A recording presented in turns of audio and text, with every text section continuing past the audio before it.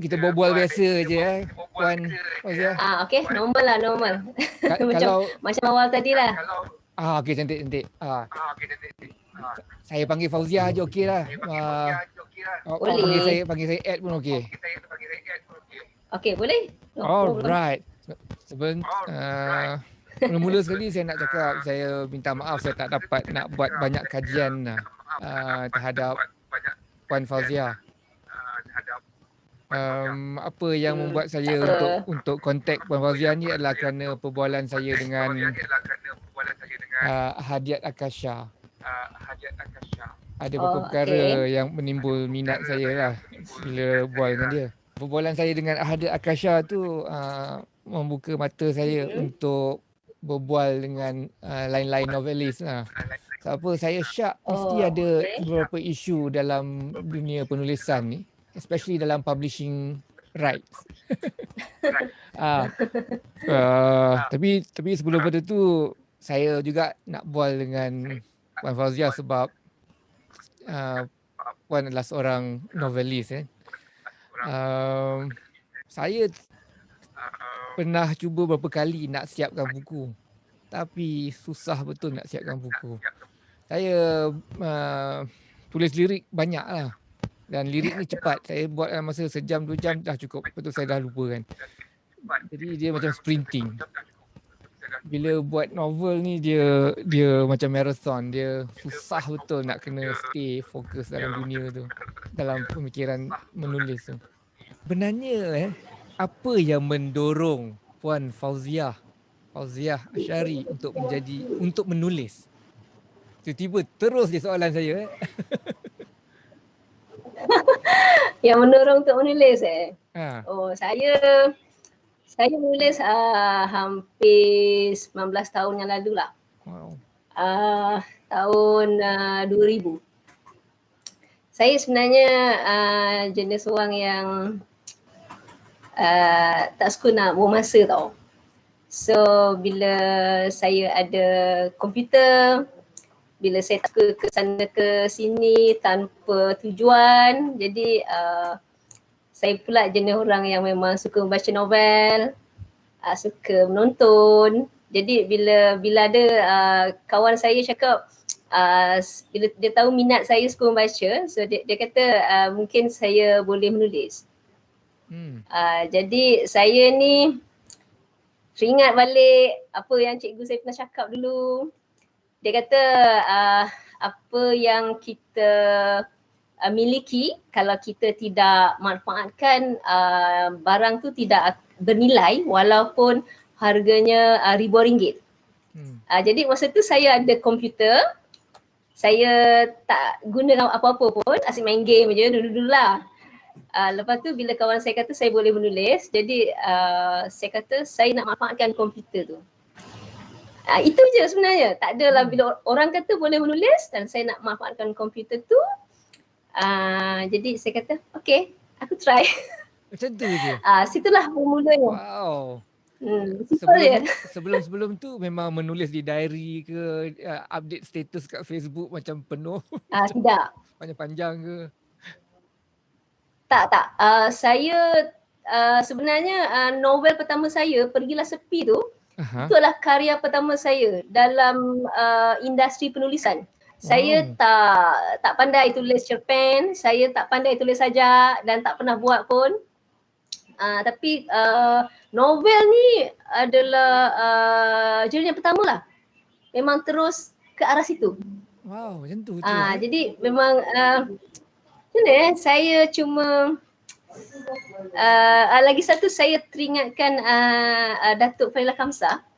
Dia ada cakap setiap manusia ni dia kata ada bakat dan kita kena cari bakat tu.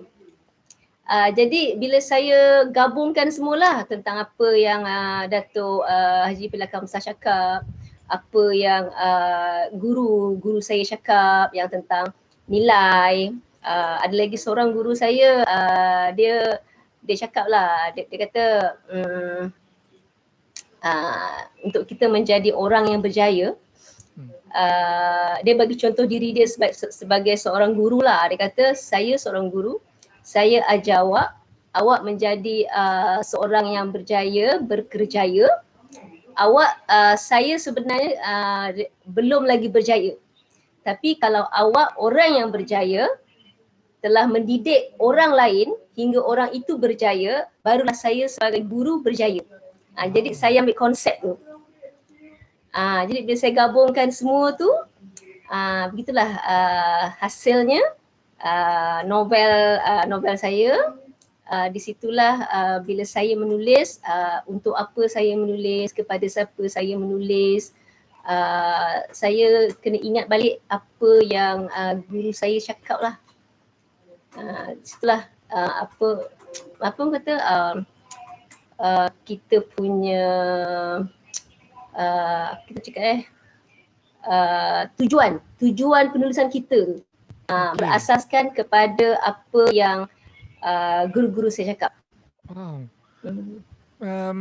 So far dah berapa novel Puan tulis? Saya tak dengar suara Cik Ad. Sekarang ni dah berapa naskah novel dah Puan tulis? Saya lambat menulis Cik Ad. Saya dulu masa mula-mula saya menulis setahun satu. Jadi sekarang saya lebih kurang 19 tahun menulis. Saya baru ada 12 karya sahaja. Banyak tu. Yang latest tahun 2019. 2020 saya tak ada terbit karya. 2019 Tercagarnya Akadku. 2018 Dia Perempuanku. Dan 5 tahun yang sebelum tu saya tak ada nulis. Tahun 2020 bukankah sepatutnya tahun yang lebih rancak menulis? Sebab COVID-19 dan kena duduk rumah. 2020 dalam waktu yang sama Cik, 2020 juga usia kita makin meningkat. Justru akibatnya. Jadi slow sikit lah. Bila dah makin slow sikit lah. Penulisan tu slow lah. Banyak benda yang kita nak fikir selain daripada bidang penulisan. Ya, faham. Masa nak buat apa tu, pergilah sepi tu kan. Sekarang ni Puan dah buat keputusan, okey, aku nak tulis satu novel ni. Daripada nak buat keputusan tu, dia jangka masa siap tu boleh ingat berapa lama? Saya ingatlah dalam tempoh 3 hari lebih kurang 3 hari, seingat saya 3 hari selepas kawan saya cakap tu dan saya memikir ni apa yang saya nak buat dalam tempoh 3 hari je. Dalam tempoh 3 hari tu saya terus duduk depan komputer, saya terus buat. Kerang je. Masa tu saya cuma fikir 3 perkara je. Intro dia apa, pertengahan dia apa, akhir dia apa. Itu je, saya cuma fikir itu je. Kemudian daripada intro nak pergi ke pertengahan tu, saya cuma berfikir ketika saya duduk. Saya bukannya saya tulis dulu dekat nota ke, tak ada. Masa tu saya duduk, saya just type je apa yang saya fikirkan. Type, jalan. Tapi saya dah ada titik dia lah daripada awal sampai pertengahan apa akan jadi. Jadi daripada awal sampai pertengahan tu, apa isi dia, apa babak dia, apa dia punya, apa kata bual dia, semua saya fikir ketika saya duduk depan komputer. Gitulah. Mula-mula tu novel pertama tu saya buat 4 bulan. 4 bulan Setiap hari 4 bulan siap menulis? Ya, hari-hari. Masa tu semangat kan, mula-mula kita, masa tu dia macam tu. Hari pertama saya buat cuma setengah muka surat. Setengah muka surat A4 paper tu, setengah muka surat. Okay, lepas tu saya stop. Tapi bila kita dah memulakan satu perjalanan watak kan, dia macam terngiang-ngiang tu. Lepas ni aku nak apakan watak ni. Esok saya buat lagi separuh. Nanti esok buat lagi. Daripada satu hari separuh muka surat, hari kedua siap satu muka surat, hari ketiga siap pula lagi satu muka surat, dah 2 muka surat. Macam gitulah. Dan seterusnya lah sampai kita jumpa titik tengah tu. Sebab kita dah set dalam kepala kita titik tengah dia macam mana. Titik tengah tu apa maksudnya? Jadi sampailah Tak maksud macam ni. Saya dah set dalam kepala saya macam ni. Mula-mula contohlah kalau dalam Pergilah Sepi tu hero dengan heroin saya cuma mula-mula saya kata okey. Mula-mula heroin kecewa. Contoh macam itulah. Okey, heroin tak kenal hero. Okey, saya akan buatlah bila kita kecewa tu kita ambil lah apa kecewa sebab apa. Macam mana perjalanan cerita dia. Lepas tu tengah okey, dia kena tangkap haluat dengan hero. Hero ni kekasih kawan dia. Contohlah kan. Jadi dia tak kenal. Masa dia tertangkap tu dia tak kenal. Jadi kita kena pastikan daripada awal sampai akhir ni sampai tengah tu macam mana dia punya perjalanan cerita dia untuk logik dia. Logik akal kita berfikir. Supaya pembaca akan berfikir logik benda ni dia kena tangkap haluat walaupun dia tak kenal lelaki tu tapi situasi tu logik. Kita tak naklah buat macam satu drama, kalau drama-drama kadang-kadang ada setengah drama luar lah you kena apa macam mana kalau ada setengah drama tu saya tengok kadang-kadang you telah cederakan orang tu, okay you kena kahwin. Contoh lah, itu contoh yang tidak logik lah pada saya. Jadi tapi kita nak buat you tak kenal orang tu, you kena tangkap basah.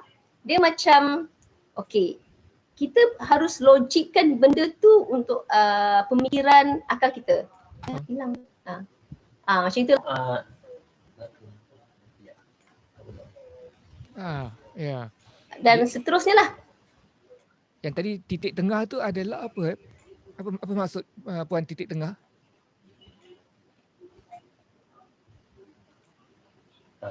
Rangka lah. Draft kita. Rangka kita daripada awal sampai tengah macam mana. Sampai tengah okey. Lepas tu dah tengah sampai akhir macam mana. Rangka cerita kita lah. Bila dia dah siap tu okey sekali lagi. Bila Puan tulis tu kan, Puan dah tahu ke ending dia macam mana masa mula-mula tulis? Dalam especially dalam cerita ni, tak tahu. Saya sebenarnya dalam novel ni kalau yang saya tulis lah, kita cuma ambil umum saja. Akhir happy ending, itu je. Tapi macam mana nak buat happy ending tu saya tak fikir lagi. Saya tak pernah fikir. Saya cuma tahu happy ending je. Saya cuma fikir bila ketika saya menulis, ketika saya duduk. Saya tak nak fikir dia kena gini tak ada. Saya tak pernah fikir.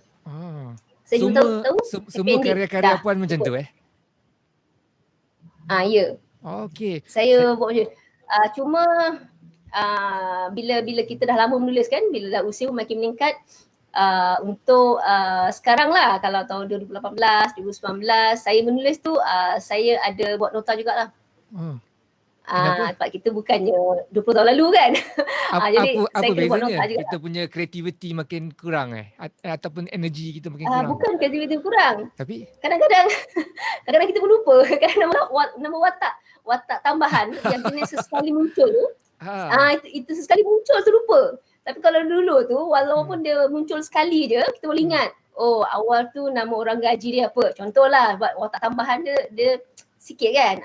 Okay. Jadi kita ingat lah. Tapi sekarang aku munculkan dia watak ni cuma sekali je. Nama dia Minah. Okay, aku tulis Minah. Aku takut lupa nanti bila tiba-tiba kat tengah je. Siapa nama watak orang gaji? Itu je lah. Itu maksudnya nota. Tapi kalau dulu saya tak buat nota. Semua boleh ingat je. Ingat je. Dulu tak ada. Sekarang je lah sejak 2018, 2019 lah masa saya buat novel. Yang sebelum tu tak. Okey, katalah yang Pergilah Sepi tadi tu kan. Macam mana Puan tahu masa ketika menulis tu cerita ni dah tamat? Dah habis dah ni. The end. Soalan ni saya tak tahu masuk akal ke tak untuk saya tanya. Macam mana Puan tahu dah tamat dah ni? Macam mana tahu habis Macam mana Sebab kita dia macam mana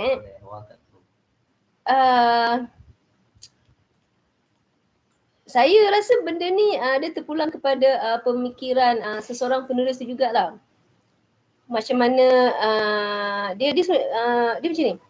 Kita sebagai penulis, kita yang kawal watak-watak yang kita cipta tu. Jadi nak kemanakan dia, nak apakah watak tu, semua dalam kepala kita. Jadi bila mula-mula dulu saya menulis, saya cuma rangka saya cuma rangka awal, rangka yang tengah dan juga rangka yang akhir mesti happy ending. Jadi dia, saya cakap lah, dia terpulang pada pemikiran kita. Okay. Macam mana cakap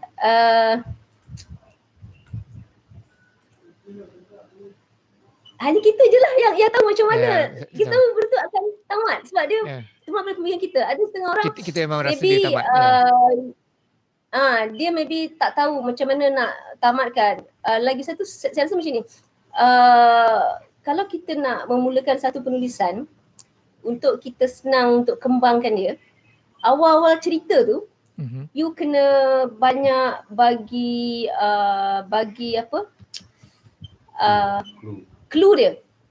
You kena banyak bagi clue ke, you banyak bagi masalah ke, apa ke, supaya bila kita sampai dekat bab seterusnya, maybe bab tengah, kita tahu nak kembangkan dia.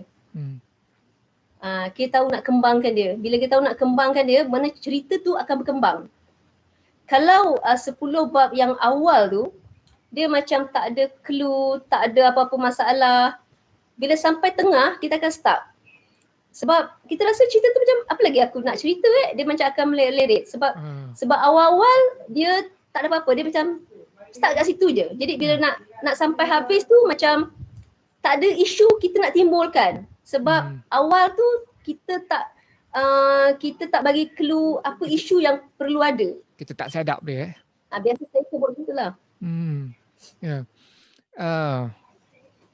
Saya bila saya menulis lakon layar ataupun lirik, saya selalu cakap dengan diri saya, ni pasal apa ni?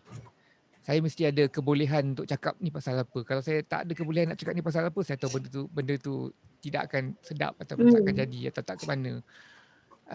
Yalah. Kalau macam Puan sendiri ada perasaan macam tu ke? Ni cerita ni pasal apa ni? Dan bila ditanya cerita ni pasal apa, dan Puan dengan sepatah sebaris ayat boleh menceritakan cerita pasal apa? Betul lah, setujulah. Kalau kita tidak ada kebolehan tu, kita kadang memang kita stuck lah untuk menulis kan. Contoh kalau misalnya saya nak buat watak hero tu seorang doktor misalnya. Saya tidak tahu situasi macam mana kerja doktor, macam mana peralatan-peralatan dekat hospital, apa bahasa-bahasa doktor dengan nurse antara dia, kita tak tahu. Jadi saya tak akan buat watak hero tu doktor. Sebab kita tak tahu. Ada setengah penulis, dia memang buat. Sebab maybe dia seorang jururawat, maybe dia seorang pesakit yang kerap ke hospital, maka dia kerap berjumpa, dia tahu, dia akan buat. Kalau saya tak akan buat. Katalah pergilah sepi tadi tu kan. Pergilah. Kalau lah seorang pembaca daripada sudut pandangan Puan sendiri dalam satu ayat, apakah moral of the story yang Puan nak sampaikan, dan apakah yang sepatutnya diterima, moral of the story yang pembaca tu patut Cik Ad tanya cerita saya yang dah hampir 20 tahun yang lalu. Okey, betul, faham. Betul. Berapa cerita dan Gila Sepi tu dah 10 tahun lalu. Saya ingat semula. Pergilah Sepi, apa cerita saya tu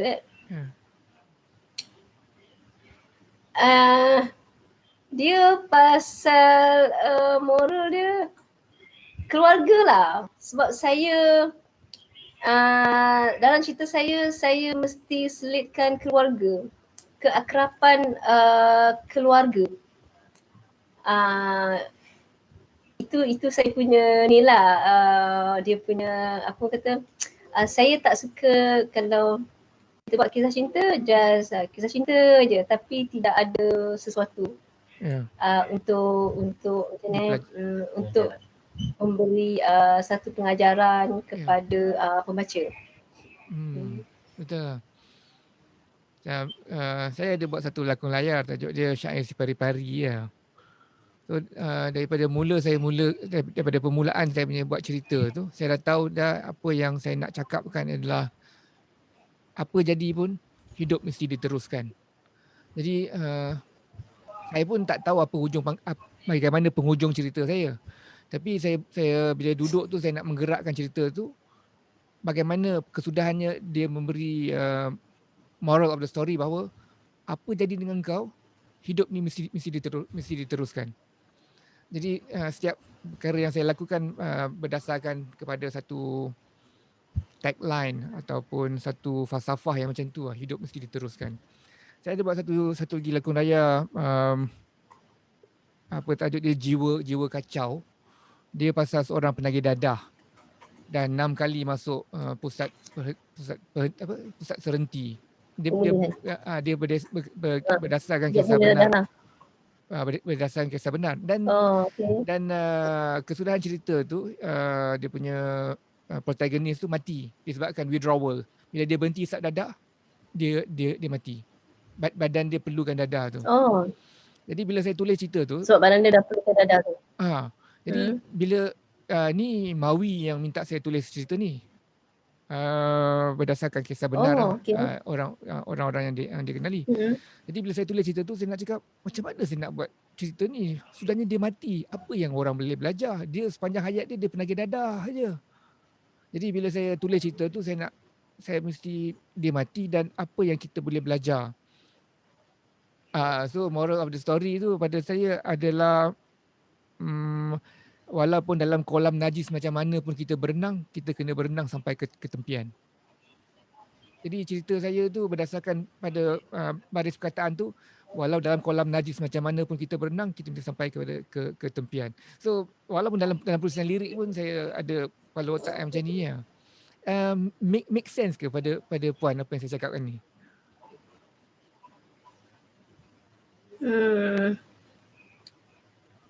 Kalau nak buat cerita macam tu kan, saya rasa okey je kot. Tapi tak laku. Sebab macam kata cik tadi, watak tu mati kan. Tapi apa pengajaran yang kita nak buat kepada orang kan? Dia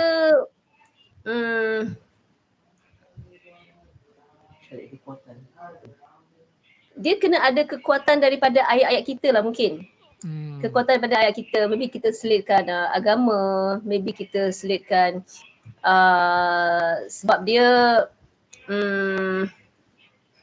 maybe pengajaran tu boleh kita berikan melalui maybe kalau watak tu mati, maybe siapa ada dekat sisi dia, mak dia ke, isteri dia ke, apa pengajaran yang orang boleh rasa lah daripada tu. Mungkin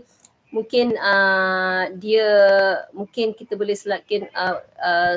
selitkan satu kemanusiaan yang tinggi. Mungkin dia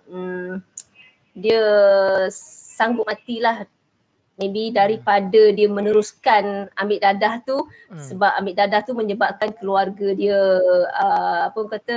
dihina ke contohlah. Jadi satu kemanusiaan dekat situ adalah pengajaran dia kan. Jadi maybe dia rasa anak dia dihina ke, anak dia diejek ke contohlah kan, diejek ke, jadi dia nekat nak berhenti. Jadi bila dia rasa sakit, contohlah bila rasa untuk penonton merasai menjiwai apabila dia sakit sebab ambil dadah tu, sebab badan dia dah sebati dengan dadah tu kan. So dia rela sakit sebab dia tak nak anak dia kena ejek, dia tak nak mak dia menangis lagi. Situasi tu untuk pembaca rasa menjiwai, mungkin situasi dia dalam bilik seorang merasa sakit tu. So itu pun satu yang boleh memberi kesan kepada pembaca jugalah pada saya, supaya lihat kau nak ambil dadah, jadi macam ini lihat anak kau macam mana, lihat mak kau macam mana. Contoh macam itulah. Itu moralnya pun pada saya adalah untuk orang yang hidup ni membaca dan melihat situasi orang yang ambil dadah tu kan. Pada saya lah. Ya, betul. Ya, itulah tadi bila saya ditugaskan untuk siapkan lakon layar tu, itulah soalan saya tanya dalam diri saya, kenapa dia nak berubah? Kenapa dia perlu berubah? Dan logik dia tadi tu apa? Okey, kita cakap pasal Ombak Rindu lah yang paling popular. Ombak Rindu. Bila puan tengok sebagai seorang penulis novel, lepas tu dia telah adaptasikan kepada filem, puas hati tak? Hasil finishing product filem tu. Allahu Akbar. Saya kan kalau ditanya tentang Ombak Rindu kan, jawapan saya nanti akan mengapa? Ada je orang terasa hati dengan saya. Tak payahlah sebut. Ombak Rindu. Dia macam inilah. Dia sebenarnya pada saya terpulang kepada seseorang punya pemikiran. Ombak Rindu tu ataupun apa-apa, bukan je Ombak Rindu lah, apa-apa sahaja novel kalau kita adaptasi, jikalau ada perbezaan daripada segi babak, pada saya tak ada masalah. Cuma kita kalau plot asas tu sama antara buku, filem ke atau drama, tak ada masalah. Tapi sama, walaupun ada maybe tambahan plot, dan tambahan plot tu tidak mengganggu plot utama yang seperti dalam buku, pada saya tak ada masalah. Namanya pun adaptasi. Dan pada saya kebanyakan penulis tu boleh faham. Cuma kita tak mau you ubah. Contohlah kalau misalnya ubah perwatakan. Sebab kita adaptasi kan daripada novel kan. Perwatakan dengan plot utama tu jangan ubah. Tapi bila you nak tambah plot, tak ada masalah. You nak ada tambah satu watak lain pun tak ada masalah. Perwatakan ni kalau misalnya satu-satu watak itu dia hidup sampai akhir lah. Contohlah happy ending ke. Tapi tiba-tiba dalam drama you matikan watak tu. Kan dah jauh sangat tu. Kontrak habis. Kan? Ataupun watak dalam novel tu baik. Tapi you dalam drama atau filem tu kita jadikan dia jahat. Itu kan dah berbeza. Kalau situasi yang begitu, pada saya mana-mana penulis, pada saya mana-mana penulis pun akan berasa tak berpuas hati. Mana-mana penulis, bukan cakap saya lah, cakap umum mana-mana penulis pun tak berpuas hati sebab kita ubah. Itu je lah, simple je. Benda tu sebenarnya pada saya sangat mudah. Tapi itulah kadang-kadang kita ni kita terlupa yang kita adaptasi.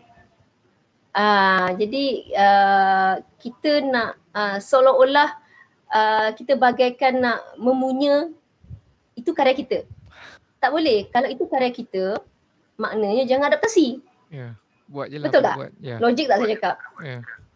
Itu saya tak tahulah logik ke tidak kan. Okay? Kalau kita nak kata karya kita, jangan kata itu adaptasi. Tapi kalau kita adaptasi, kita boleh tambah, you boleh wujudkan watak baru, you boleh tambah plot, tapi you jangan ubah watak plot asas tu. Plot asas dengannya perwatakan. Itu sajalah. Pada saya pentinglah untuk adaptasi tu penting. Kena jaga moral right. Moral rights penulis tu. Obviously apa yang berlaku di filem dan apa yang ada dalam novel telah berbeza telah banyak berubah Cik I kena baca novel, Ana kena tengok filem. Okey.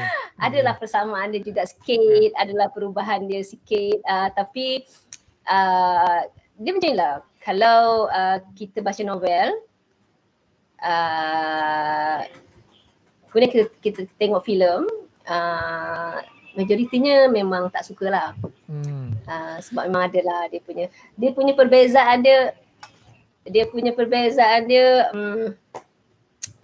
macam mana nak cakap ada perwatakan yang diubah, adalah sikit. Tapi benda tu dah jadi kan. So dah jadilah kan. Tapi betul. Kalau misalnya kita tak baca novel, kita tengok filem saja, dia tak beri efek apa-apa pun. Tapi ada seorang pembaca saya dari Singapura kan. Dia baca, dia tengok filem dulu, dia tak baca novel, dia tengok filem dulu. So dia memang sukalah filem tu, tapi kemudian bila dia baca novel, dia jadi tak suka filem tu. Sebab dia nampak, mungkin perbezaan tu dia nampak. Jadi dia macam ni lah, dia macam ni, sebahagian daripada kita, bila you dah baca novel tu, you tak suka filem. Tapi sebahagiannya lagi tu, bila you tengok filem, you tak baca novel, you memang suka filem tu. Ya, betul. Dan hanya segelintir sahaja yang boleh faham, you suka novel, you suka filem dan boleh faham, itu adaptasi. Segelintir sahajalah. Saya fikir begitu. Saya pun rata-rata buku-buku yang diadaptasikan kepada novel, walaupun terutamanya di barat lah, kita semua rasakan bahawa novel lagi baik daripada filem. Kita rata-rata akan berfikir itu. Sebab apa lagi banyak yang diperceritakan, lagi luas dunia dalam novel tu. Dan filem sebenarnya betul. Waktu dia singkat. Bukan saja dekat Malaysia kan? Ya, dekat luar negara pun orang akan cakap novel lagi baiklah daripada apa yang sedikit je novel filem-filem yang lebih baik daripada novel lah. Pada saya. Puan banyak membaca, bahan-bahan bacaan macam mana yang menjadi asas kepada dunia remaja dan budak-budak Puan dulu? Saya kalau masa dulu tu saya suka, selain daripada novel lah, saya suka baca kisah-kisah benar. Macam Obat Rindu tu asalnya saya kisah benar tau Cik ni. Oh, ya. Saya asal dia, inspirasi dia kisah benar. Wow. Dia kisah, saya ingat kisah yang macam dalam novel tu kita ambil dia dijadikan macam dia berkahwin tapi macam perempuan simpanan kan. Dia dah berkahwin macam perempuan simpanan dalam novel tu. Cerita benar dia sememangnya lelaki tu rape dia, simpan dia seminggu, lepas tu jadikan dia perempuan simpanan selama beberapa tahun. Dan perempuan tu memang jatuh cinta dengan dia. Wow. Perempuan tu memang jatuh cinta dengan dia. Itu memang kisah benar. Dan dia meluahkan dia punya kisah benar itu sebab dia nak lari dari lelaki tu.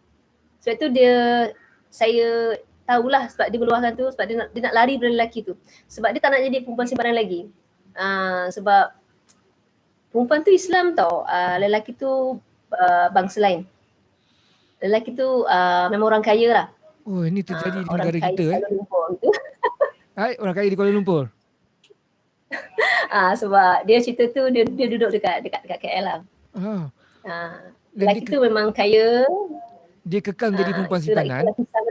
Dia tak kekal jadi perempuan simpanan, dia tak kahwin dan dia jatuh cinta dengan lelaki tu. Ya. Dia memang jatuh cinta dengan lelaki tu. Dia walaupun mengalami asalnya Helsinki syndrome. Apa cakap? Ini ke yang dipanggilkan Helsinki syndrome? Di mana orang yang capture telah jatuh cinta dengan dia punya captor. Okay. So macam mana Puan boleh berkenalan dengan dia? Dia macam lah. Cinta ni kan. Kita tak boleh nak cakap. Ada orang dia tengok cara seseorang tu makan pun boleh jatuh cinta. Jadi macam-macam perempuan tu walaupun pada awalnya dia diinyaya, pada awalnya dia memang diinyaya sebab dia dibawa kepada lelaki tu bapa saudara dia yang buat komplot tu. Cerita dalam kisah benar tu lah. Sebab itu bila dia dah terperangkap tu kira dia dipedaya, dah diinyaya, lepas tu akhirnya dia jatuh cinta kan. Sebab lelaki tu awalnya memilikinya dengan cara yang salah, tetapi dia memang suka perempuan tu. Dia cara yang salah dia nak dapatkan perempuan tu, tapi dia memang suka perempuan tu. Jadi perempuan tu tak boleh nak lari sebab dia orang kaya dan dia memang dikawal. Lelaki tu memang jaga bodyguard perempuan tu supaya jangan lari. Asal dia, awal-awal dia. Jadi bila dia hari-hari dengan lelaki tu, dia nak lari pun tak boleh. Hari-hari you hadap lelaki tu and lelaki tu layan you dengan baik dan dia jatuh cinta lah. Itu kisah benar dia. Jadi benda tu saya melihat logik lah. Logik untuk kita sebab dia tak pukul perempuan tu. Dia cuma mula-mula je. Kira dia paksa perempuan tu kan. Lepas tu dia tak pukul perempuan tu. Dia layan dengan baik. Apa perempuan tu nak dia bagi. Dia bawa pergi overseas. You bagi apa je. Malah dia support perempuan tu belajar. Perempuan tu muda lagi masa tu. Perempuan tu nak belajar, dia support. Cuma bodyguard sentiasa ada. Sebab dia suka perempuan tu. Dan akhirnya perempuan tu jatuh cinta. Itu kisah benar. Perempuan tu bebas lah berjalan ke sana kemari beserta dengan seorang bodyguard. Dia bebas tapi orang akan ada bodyguard yang akan intip dia sentiasa mengikuti dia lah, tahu dia ke mana lah, buat laporan kat tu. Dia bukan saja dalam drama-drama yang bila orang jahat orang jahat yang samseng ke, yang ketua gangster ke, jaga lah. Tak. Realiti kita macam tu. Sugar daddy juga Ya, macam sugar daddy lah tu. Tapi dia bercerita. Out of curiosity, apa jadi dengan perempuan tu sekarang? Kalau tahu. Sudah bebas dari cengkaman emosi dan apa, tak tahu? Saya tak tahu. Cuma dia meluahkan perasaan dia sebab dia nak lari. Tapi dia tak boleh lari, itu je. Kenapa dia nak kahwin, dia tak boleh kahwin. Kenapa dia nak lari sedangkan dia dah jatuh cinta? Sebab dia tak boleh kahwin, sebab lelaki tu bangsa lain. Dan lelaki tu dah ada isteri. Berbangsa lain. Jadi dia maybe hidayah. Itu hidayah yang dia dapat lah. Dia nak lari. Tapi dia tak boleh lari. So macam mana sekarang hidup dia? Setakat tu je. Yang saya tahu setakat tu je. Saya tak tahu seterusnya. Dia dah bebas ke apa, saya tak tahu. Ya, saya faham dia punya keadaan tu. Sebab tu saya buat Ombak Rindu tu. Perkahwinan tu rahsia selama berapa tahun. Sebab itu saya buat dia lepas dia tak boleh lari kan, Izzah tu kan, saya buat Izzah tu tak boleh lari, dia apa kata, hak dia sanggup diketepikan asal dia dapat kahwin sebab dia tak nak berzina. Dia logik lah, ikut logik akal kita. Kalau kita dah situasi kita macam itu, apa tindakan kita? You nak lari pun tak boleh, apa yang kita patut buat? Itu je lah. So bila pertama kali dengar cerita ni daripada Izzah yang nyata, memang puan terasa macam aku kena tulis cerita ni. Macam tu memang bila dengar tu memang tak dengar apa dia? Bila dapat tahu pasal cerita Izzah ni, maka mendorong perasaan puan untuk menulis kisah ni. Itu inspirasi dia. Berapa lama nak siapkan dia punya first draft tu? Ombak Rindu saya buat 7 bulan. 7 bulan? Saya tulis selama 7 bulan lah. Setiap hari? Tidak pernah gagal menulis ketuk? Tiap-tiap hari lah. Tapi kalau saya balik kampung ke, saya jumpa family ke, taklah. Saya stop lah. Sebab saya kalau jumpa family ke, saya tak suka menulis lah. Masa tu saya bincang lagi kan, masa saya menulis tu. Jadi situasi bila hari bekerja lah. Sebab masa tu saya bekerja lagi.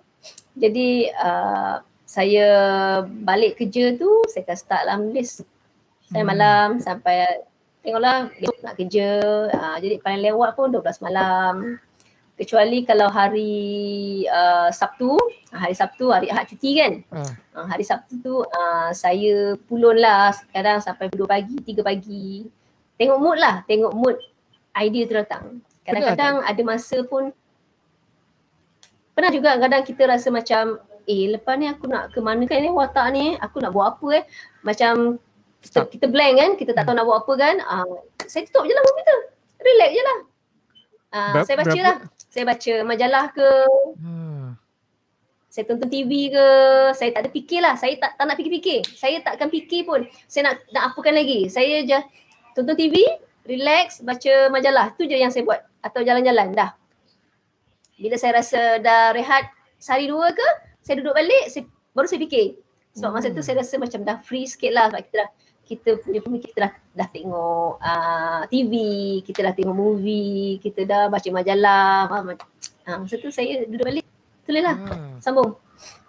Ada tak naskah-naskah yang perempuan tulis yang dia break lama macam lebih pada 3 minggu tak tulis dia, lepas tu kembali balik?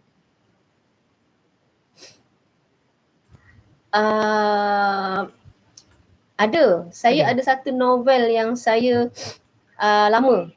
Ada satu novel, Setia Menanti. Setia Menanti tu saya tulis setahun kot.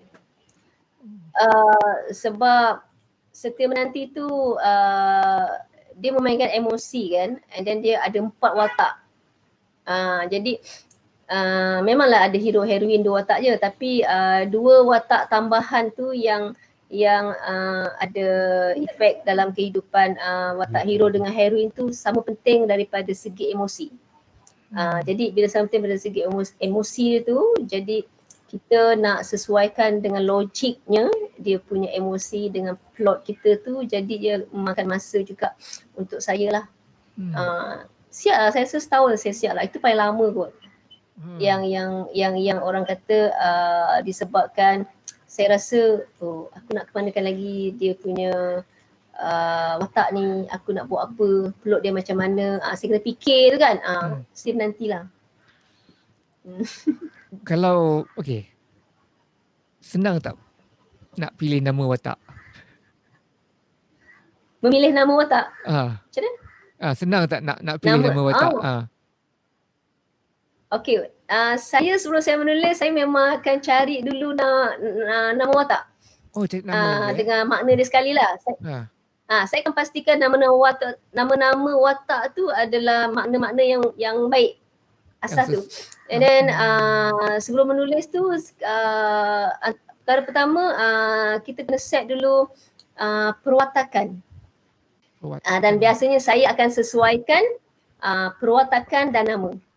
Macam Haris kan, watak Haris tu seorang yang nampak gagah, nampak berkarisma, nampak seorang yang orang akan tunduk dekat dia. Jadi bila saya kata saya nak nama apa, saya akan cari kan, yang saya nampak Haris. Haris pun ejaan dia H-A-R-I-Z, dia macam nampak Haris, nampak macam gah gitu. Kalau saya pilih H-A-R-I-S, saya sudah nampak macam lembut. Haris lembut. Jadi saya pilih Haris, dia nampak sesuaikan perwatakan dengan itu pun saya fikir. Jadi sebelum mula tulisan saya kena set dulu perwatakan. Lepas tu baru saya cari nama hero, heroin, sesuaikan. Kalau macam Izzah tu kenapa? Sebab Izzah tu perwatakan dia lembut. Perwatakan dia kekuatan dia dekat dalam. Zahirnya dia nampak lembut tapi kekuatan dia dekat dalam. Apa yang dia tindakan dia dari dalam. Walaupun zahirnya dia nampak macam lemah, lembut tapi dalaman dia kuat. Itu Izzah. Jadi Izzah nampak macam lembut. Saya fikir begitulah. Ini pada pemikiran saya lah. Jadi saya letak nama Izzah. Saya tak nak letak nama yang satu nama yang macam nampak nama tu macam kadang kita boleh nampak nama dia macam melambangkan kekuatan dia kan. Saya tak pilih gitulah. Faham. Saya punya watak-watak yang saya tulis selalunya mengalami transformasi nama, berubah-ubah nama daripada nama Hasan kepada nama Ikmal kepada nama. Saya ada problem bagi nama pada watak. Oh. Tapi tadi Puan ada cakap satu perkara, untuk apa, kepada siapa dan tujuan. Boleh tak Puan explain sikit? Tadi Puan cakap kalau kita tulis mesti ada sebab untuk apa. Untuk apa? Contoh-contoh bagaimana yang untuk apa yang Puan tulis ni? Oh, maksudnya penulisan saya lah. Saya macam mana ya? Saya suka menulis sesuatu yang boleh memberi impak kepada kehidupan seseorang di realiti kehidupan mereka. Jadi kalau saya buat cerita romans ke, cerita apa ke, tapi saya tetap selitkan satu-satu pengajaran yang boleh memberi mereka ni berfikir untuk kehidupan realiti mereka. Saya ada pembaca saya kan, saya ingat lagi, ini antaranya lah. Dia kata yang email tu sebenarnya adik dia email kepada saya. Dia cerita lah dekat saya. Dia kata kakak saya tidak murung dia. Kakak saya tidak berkahwin lagi, dia kata. Kakak dia tak ada kemurungan, tak ada apa selepas baca novel saya. Setelah baca novel saya. Jadi dia kata dia berterima kasih pada saya lah. Jadi maksud saya dekat situlah. Yang boleh memberi macam semalam baru ada seorang dia message saya. Dia tanya saya, dia tanya karya saya. Saya kata saya belum ada karya lagi, 2020 saya tak ada, 2021 saya kata insyaAllah. Lepas tu dia kata boleh tak cadangkan karya siapalah untuk dia baca sementara tunggu karya saya. Dia kata dia nak karya yang ada elemen nasihat dan juga pengajaran. Dia cakap macam itulah. Jadi walau apa pun cerita saya, walau apa pun plot dan bentuk cerita saya tu, bila dia message saya begitu, maknanya dia dapatlah bahawa ada elemen nasihat dan juga keagamaan di dalam cerita saya. Dia sebenarnya kalau kita selitkan elemen keagamaan atau elemen nasihat, dia tidak, ini kalau saya sebagai penulis kita tidak boleh terlalu terlalu terang-terang nampak. Dia kena spontan. Sebab kalau kita nak kasih keagamaan, nampak sangat macam-macam lah keagamaan, pembaca mungkin akan berkata lebih baik kita baca buku agama. Jadi sekarang ni novel, bila novel ni hiburan. Tapi dalam kita berhibur, bila kita selit agama ataupun elemen nasihat, elemen tu insyaAllah akan masuk dalam pemikiran mereka. Dia macam jugalah saya dulu kalau belajar kadang fakta-fakta semua tak masuk. Macam gitulah. Tapi bila cikgu mengajar-ngajar tu, dia masukkan satu selit ilmu keduniaan ke ilmu apa kat luar tu, kita boleh ingat. Saya macam itulah. Jadi kalau kita bagi hiburan, tapi kita harus selitkan elemen-elemen tu lah. Tauladan. Jangan hiburan semata-mata. Kalau hiburan semata-mata, dia orang tak dapat apa-apa. Dia cuma rasa happy je. Happy, senang lah happy kan. Kita gembira kan, hilang masalah. Tapi kalau kita, benda tu ada semua, jadi dia happy, dalam waktu yang sama terdetik di hati dia untuk berfikir tentang hidup dia di dunia ni. Tapi semua tu kena telah spontan. Nasihat semua tu spontan lah. Begitulah. Saya ada beberapa ideologi lah ataupun kefahaman yang saya ingin berkongsi dengan orang. Jadi saya kadang-kadang saya gunakan penulisan saya untuk berkongsikan ideologi saya, fahaman saya. Tapi dia tak boleh keterlaluan takut nanti akan menimbulkan balik reaksi-reaksi yang negatif. Jadi unsur-unsur falsafah saya bagi dalam bentuk sedikit, kecil. Dan hanya orang yang sealiran dengan saya je akan dapat tangkap isyarat-isyarat tu. Dan apabila mereka tangkap, mereka akan bagi balik isyarat tu pada saya. Oh, okey, ni orang yang sealiran dengan saya. Okay. Ni orang yang sealiran dengan saya. Jadi Puan sebagai seorang penulis, ada tak perkara-perkara yang sebegitu yang berada dalam benak fikiran Puan? Saya dalam penulisan saya, saya macam berkeinginan untuk membentuk masyarakat ke arah kehidupan yang lebih baik dan lebih baik. Contoh macam dalam karya saya mesti ada keluarga. Keakraban keluarga, kalau kita nak akrab macam mana, maksudnya walaupun watak-watak tu maybe adalah watak tambahan, tapi macam saya cakap lah, novel tu hiburan. Tapi kita kena selitkan sesuatu yang macam Cik cakap tadi kan, tak boleh terang-terang kan. Begitulah yang saya selitkan. Jadi saya berkeinginan lebih kepada membentuk masyarakat, individu yang membaca tu untuk mempunyai kehidupan atau pemikiran yang ke arah positif dan lebih baik dan lebih baik. Sebab saya jenis positif. Saya tak adalah kalau untuk satu-satu perkara tu terjadi tu saya macam memendam, macam sakit hati sangat, tak ada. Saya move on.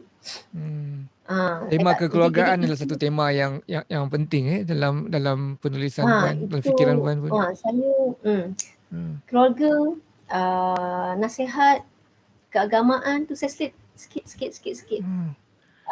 Itu dia punya inti dia lah. Walaupun pokok utama itu adalah hero heroin, romance, apa lagi dia punya orang kata novel hiburan kan. Tapi benda tu kena ada lah. Faham.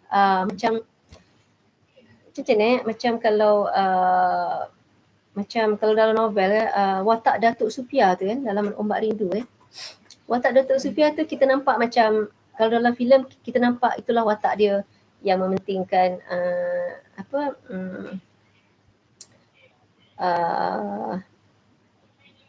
mementingkan darjat, mementingkan dia punya kuasa dia untuk bisnes. Tapi dia apabila dia ada satu watak dia yang tersembunyi, anak dia dengan Hazirah. Kenapa dia nak Hazirah tu tak nak kahwin dengan siapa watak saya lupa dah. Satu watak tu nak Hazirah tu macam ni sebab anak dia nak dia walau macam mana tu anak dia. Maksudnya perasaan keibuan tu tetap ada walaupun dia bersikap negatif pada Izzah, tapi perasaan keibuan dia tetap ada. Tetap ada pada anak dia. Macam itulah dia punya ni. Tapi kalau dalam filem kita tengok tak adalah benda tu sebab kita nak pendekkan cerita kan. So kita boleh faham lah. Siapa penulis-penulis Melayu yang Puan suka? Dulu ataupun sekarang yang boleh disebut? Saya sebenarnya bila baca novel ke, saya tak pilih penulis. Saya suka mencuba. Penulis yang lama saya baca, penulis yang baru pun saya baca, dan saya kalau dia penulis tu baru novel pertama pun saya baca. Saya memang tak pilih penulis. Dia macam inilah. Saya punya pemikiran, apa yang kita miliki tu, kalau saya tak suka pun, saya percaya ia tetap ada kebaikan untuk diri saya. Saya kira begitu. Walaupun mungkin orang kata bila kita beli, kita tak suka, kita rasa rugi kan. Duit kita buang kan, rugi kan. Masa tapi saya utamanya. Orang kata rugi, duit terbuang, cerita tak sedap kan. Tapi bagi saya tak. Saya beli, saya baca, saya kata cerita ni tak best ke, dulu bila masa saya suruh baca tu, tak best ke apa ke, tapi saya baca juga. Bila saya baca, saya cari di mana tak bestnya, saya cari apa yang sepatutnya penulis tu buat. Itulah harga dia. Itulah harga dia, di mana saya rasa mereka itu juga adalah guru saya secara tak langsung, sebab dia akan mendidik saya untuk saya buat macam mana supaya saya tak jadi macam tu. Jadi nilai yang saya dah laburkan tu, walaupun saya kata saya tak suka novel tu, tapi nilai tu adalah ilmu yang saya dapat adalah saya boleh berfikir saya tak nak buat macam tu, saya akan buat macam ni. Saya punya pemikiran macam tu. Jadi tak bernilai lah pada saya, walaupun buku tu mungkin tak best, mungkin sales dia pun tak bagus, tapi pada saya itu tak bernilai. Puan menggunakan pembacaan tu sebagai salah satu usaha pengkajian juga Ya, betul. Kaji lah dia balik. Kalau dia tak sedap, kaji lah dia balik. Cumanya benda yang tak best ni, dia nak makan, kita nak membaca ni makan masa. Jadi, dan jumlah buku yang ada punyalah banyak. Kita kena pilih dengan tepat buku apa yang kita nak baca saat ini. Kalau kita salah baca buku, buang masa kita ataupun membentuk pemikiran yang tak bagus kalau untuk kita rasa buang masa, kalau kita rasa buang masa, kita akan terus tutup buku, terus simpan belakang. Kalau larak dah kan. Betul. Tapi kalau kita rasa setiap satu-satu perkara tu memang ada baik buruknya, dan kalau kita berfikiran positif, saya percaya ada baiknya. Mesti ada sesuatu yang dia terpulang pada pemikiran kita. You nak positif atau negatif pada apa yang terjadi pada diri kita. Kalau kita rasa ditimpa musibah misalnya, kalau kita positif kan, saya percaya dia akan baik. Tapi kalau kita berfikir negatif, automatik kita punya pemikiran sebenarnya memang dah negatif kan. Bila negatif, kita tak akan terima apa orang cakap yang baik-baik kan. So kita makin teruk lah. Nak tanya juga, puan punya draft ada editor yang khusus ke ataupun macam mana? Ini untuk karya saya lah. Kalau saya kasih pada penerbit tu, mana setiap penerbit dia ada editor dia lah kan. Kalau yang saya terbit sendiri tu, editor tu saya sendiri. Oh, puan sendiri jadi editor sebab saya jenis macam ni. Bila saya tulis kan, saya tulis maybe lah saya buatlah satu bab saya tulis hari ni satu bab saya tulis. Contoh esok saya akan buat bab kedua kan. Tapi sebelum saya mula bab kedua tu, saya mesti akan baca bab pertama dulu. Saya akan cari ejaan ke yang mana salah, saya akan pastikan. Kadang-kadang ayat tu saya akan tukar-tukar. Sebelum saya pergi ke bab kedua. Esok bila bab kedua siap, lusa saya akan baca balik bab yang kedua tu. Dan kadang-kadang saya akan baca balik bab pertama, bab kedua sebelum saya mulakan bab yang ketiga. Saya akan buat begitulah. Maybe penulis pun akan buat begitu kot. Saya tak pastilah. Bila dah habis semuanya, edit saya akan baca balik bab satu sampai bab akhir. Oh, okey. Saya tetap akan baca balik. Dan edit mana yang perlu ketika itu? Ya. Saya tetap. Saya tetap akan baca balik dan saya memang akan setkan dalam kepala saya untuk bab awal tu, 10 bab yang awal tu, saya akan pastikan ada clue ataupun ada babak-babak yang memang saya boleh panjangkan lagi untuk seterusnya. Supaya saya tak stuck. Supaya saya tak hilang arah. Sebab kalau bab awal ni tak ada isi yang boleh dikembangkan, bila sampai tengah kita dah habis cerita. Nanti lepas tu kita dah meleyit untuk bab tengah sampai akhir tu. Sebab tak ada isu nak dikembangkan lagi. Jadi dia kena, itu saya lah, itu gaya penulisan saya lah. Orang lain saya tak tahulah. Dia masing-masing lah, masing-masing penulis punya pemikiran. Masa publishernya orang syarikat lain, macam mana perasaan melihat hasil kerja diedit oleh orang lain? Dia macam ni, saya akan melihat, saya akan tengok cara orang tu edit. Kalau kadang-kadang kita nak jaga hati orang juga. Yeah. Sebab kita pun tak boleh kata kita ni bagus. Kadang-kadang mungkin kita tak nampak apa salah kita, tapi orang nampak apa salah kita, kan? Orang nampak salah kita. Jadi bila saya dah buat begini, and then bila dah edit sampai kat saya nak baca balik kan apa yang dia edit, saya akan nampak dia punya maksud sama, cuma ayat yang berbeza, saya akan biarkan. Kalau saya tak setuju pun saya biarkan. Asalkan maksud dia betul. Ya, asal maksud dia sama. Tapi kalau misalnya maksud dia berbeza, saya akan bagi tahu. Saya tak setuju sebab maksud dia berbeza. Tapi kalau sama tu saya biarkan je lah. Faham. Dan kalau misalnya tambahan itu baik pun saya biarkan. Kalau apa tak ada baik? masalah. Kalau ada tambahan yang tambahan nampak itu baik, tambahan baik pun kita biarkanlah. Yeah. Tapi kalau tambahan tu ini umum lah, bukannya berkaitan dengan kaedah umum lah. Kalau misalnya tambahan itu macam tidak ada kena-mengena, macam jauh sangat kena-mengena itu, saya akan bagi tahulah.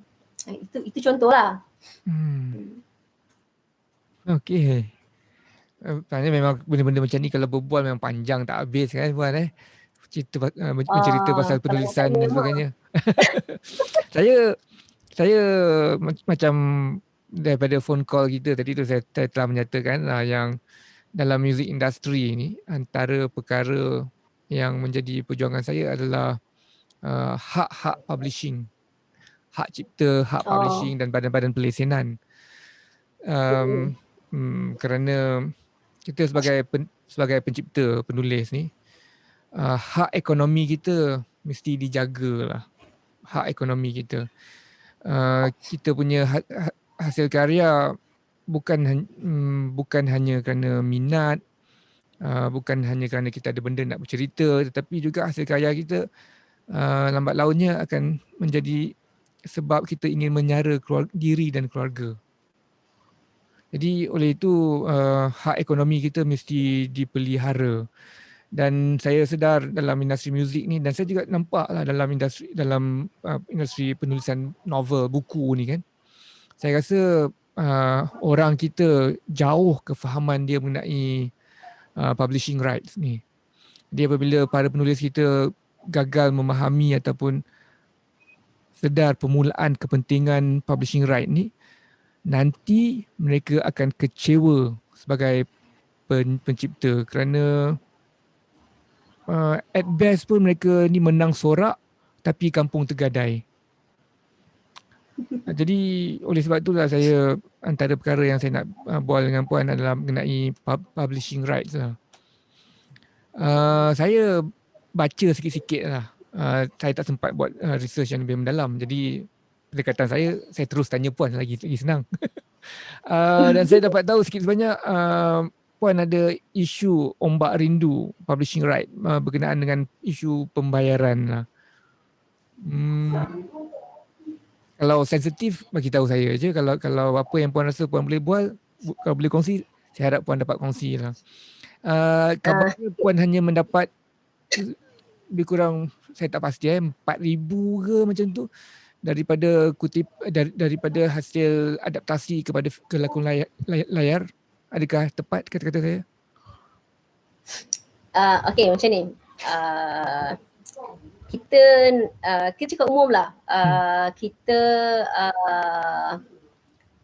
ketepikan lah soal 4,000 ke soal ombak rindu, ada isu ombak rindu adaptasi ke pasal right ke benda tu semua kita tepikan. Ini tak ada kena-mengena lah, dia umum je. Pada saya kalau art lebih kepada saya rasa pada hak cipta dengan publish right kan. Antaranya lah kalau dan badan pelesinan. Kan antaranya lah. Okey, yang tadi tu saya sebenarnya kadang-kadang kan kadang-kadang saya nak sebut ombak rindu pun kadang-kadang saya macam malas tau. Kadang-kadang perasaan saya macam malas tau. Jangan Kenapa? kelakar kan, itu padahal itu karya saya kan. Yeah. Dia macam dia sebab benda dah lepas kan, and then apabila masing-masing rasa mengakui hak, jadi saya malas nak mikir lagi tau. Saya malas nak berfikir ke belakang. Sebab pada saya benda tu hanya harta dunia.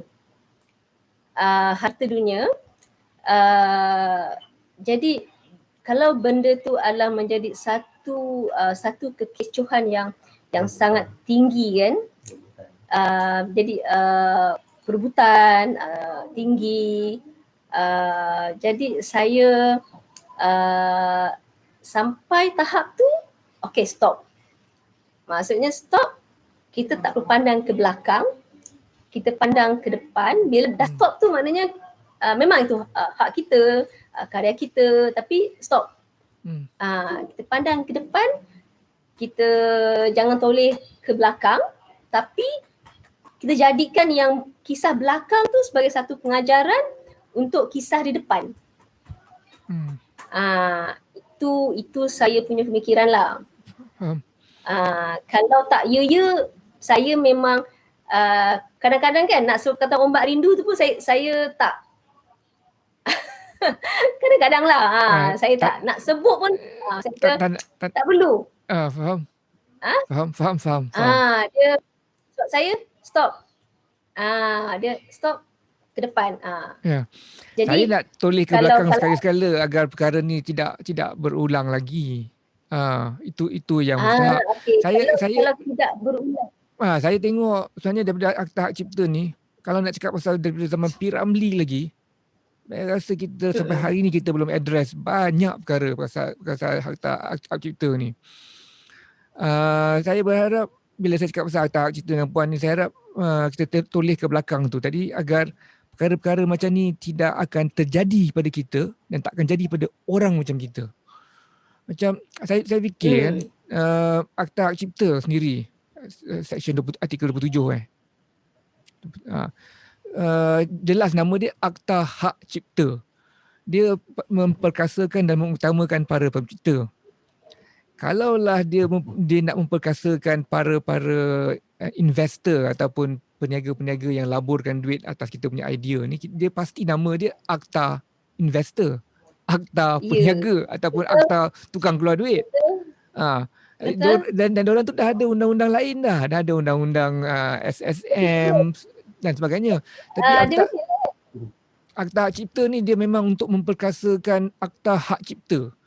Kita bila kita cakap pasal Abraham Lincoln contohnya, kita hanya tahu Abraham Lincoln sebagai seorang pejuang kebebasan hak orang kulit hitam. Tapi kita lupa bagaimana Abraham Lincoln dan presiden Amerika yang terdahulu memperjuangkan akta patent dan copyright. Kerana orang dulu lagi dia dah sedar bahawa untuk membina negara yang besar, yang hebat ni, yang kaya raya, mereka mesti melindungi hak cipta. Itu orang dah faham daripada dulu dah. Jadi dan sejurus selepas kematian Abraham Lincoln, kita tengok Amerika dengan Akta Hak Cipta dia telah menghasilkan banyak invention baru, termasuklah Henry Ford, Thomas Edison, Oliver and Wilbur Wright dan banyak lagi. Sehingga ke hari ini mereka ada Steve Jobs, mereka ada Bill Gates, mereka ada Elon Musk yang berasal daripada South Africa. Dan kita di Malaysia ni, saya percaya, kalaulah Elon Musk tinggal kat Malaysia, dia tak jadi orang kaya. Dia punya rekaan dia semua akan dicuri, dirompak oleh para unscrupulous investors ni. Jadi, sorry Evan, saya cakap macam ni. Jadi itulah bila saya dengar kawan-kawan orang-orang yang haknya diguna pakai, tetapi tidak mendapat imbuhan yang setimpal dengan dia tu, saya sangat-sangat marah. Kita kena sedarkan kawan-kawan kita bahawa hasil karya kita adalah satu estate kan, adalah satu harta kan. Dia panggil harta intelek. Dan apabila orang nak guna pakai harta kita, dia mesti bayar. Itulah dia Copyright Act tu. Copyright Act adalah agreement untuk reproduce kita punya kerja. Sekarang ni Puan dah mencipta satu karya dan Puan bagi kepada publisher reproduction right, hak untuk reproduce Puan punya pemikiran ke dalam kertas, daripada kertas ke dalam buku untuk dia jual.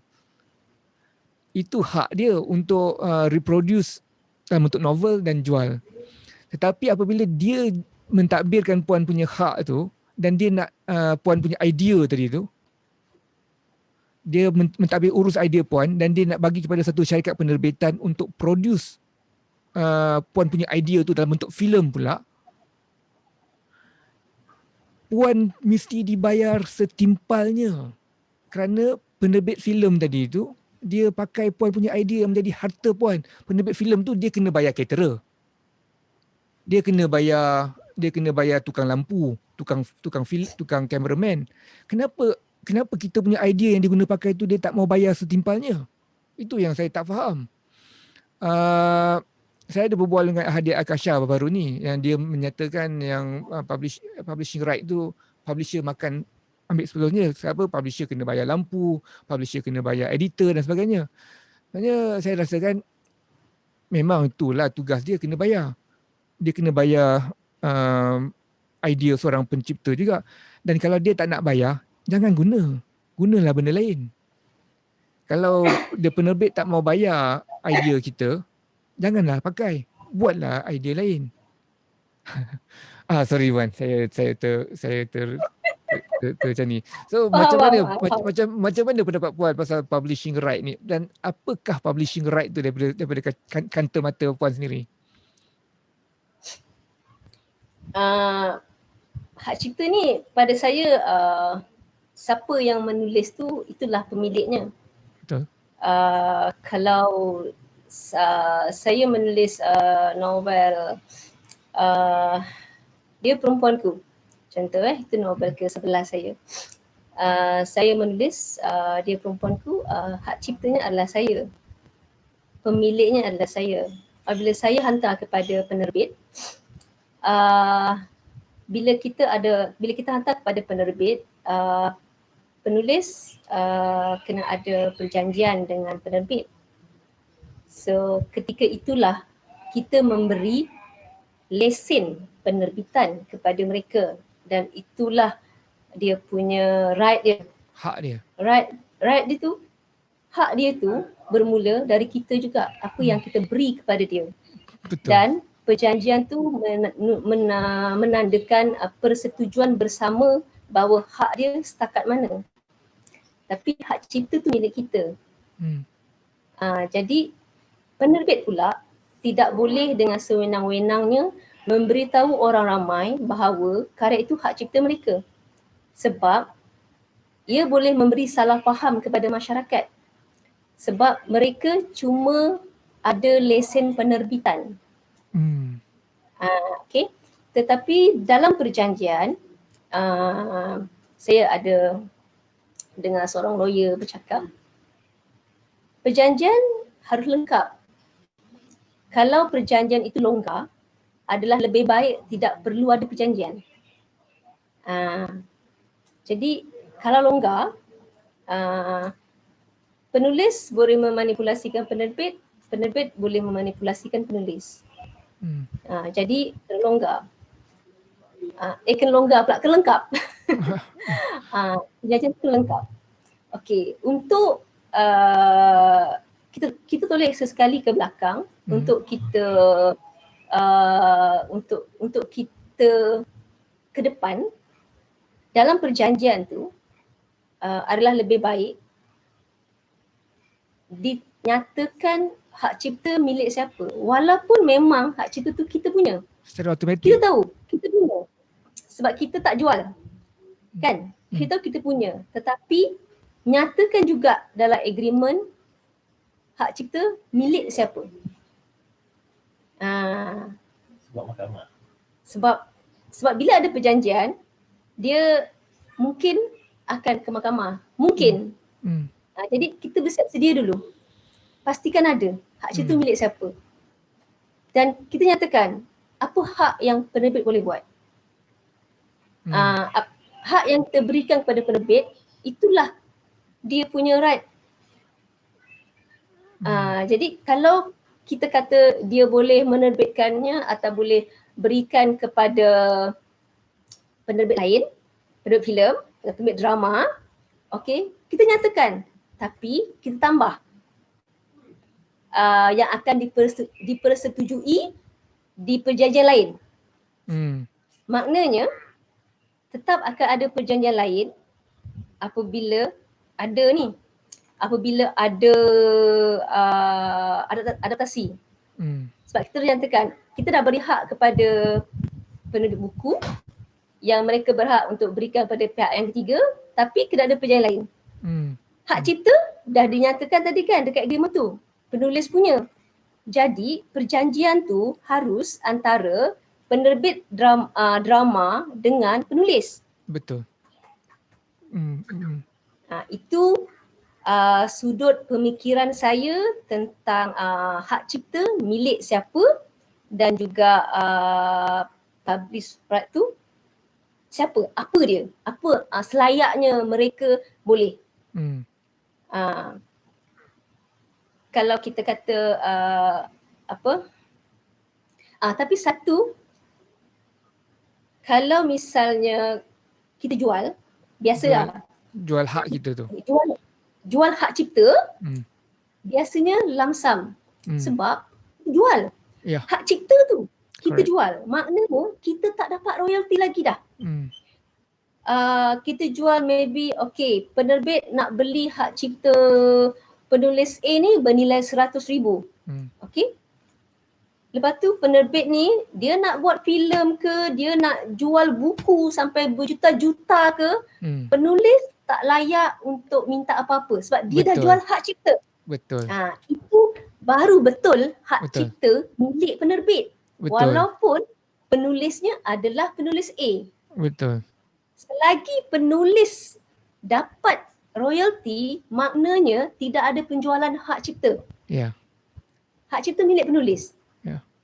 Tidak ada mana-mana syarikat penerbit yang nak rugi. You dah beli hak cipta, kemudian you nak kasih dia royalty. Tak mungkin.